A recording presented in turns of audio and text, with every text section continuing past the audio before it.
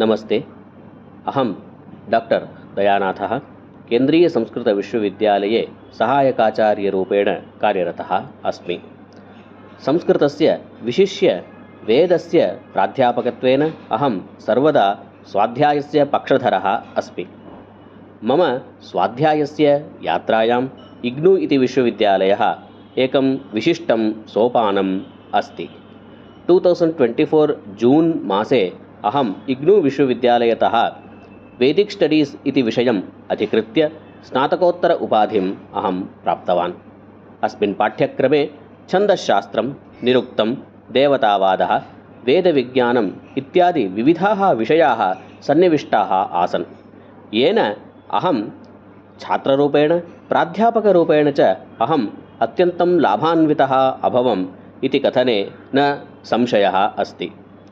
अपि च इग्नू विश्वविद्यालयः स्थानं, वयः, वृत्तिः इत्यादयः स्वाध्यायस्य प्रतिरोधकाः न सन्ति इत्यत्र एकम् उदाहरणम् इति वक्तुं शक्यते। मम इग्नू मध्ये अध्ययनकाले जम्मूक्षेत्रीयकार्यालयात् अहं यथापेक्षितं साहाय्यम् अहं लब्धवान्। परीक्षायाम्, आन्तरिकमूल्याङ्कने, पञ्जीकरणे इत्यादि विविधविषये यदा यदा अहं जम्मूक्षेत्रीयकार्यालयस्य इग्नू इत्यस्य सम्पर्कं कृतवान्, तदा तदा अहं समुचितं मार्गदर्शनं लब्धवान्।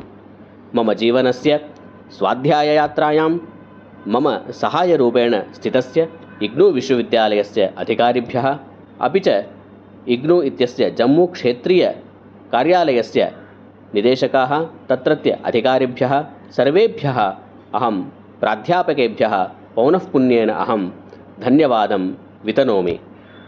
एवमेव इग्नू विश्वविद्यालयः कालान्, स्थानादि विषयान् अतिरिच्य सर्वेषां स्वाध्याययात्रायां सहकारं करोतु इति अहं विश्वसिमि। धन्यवादः।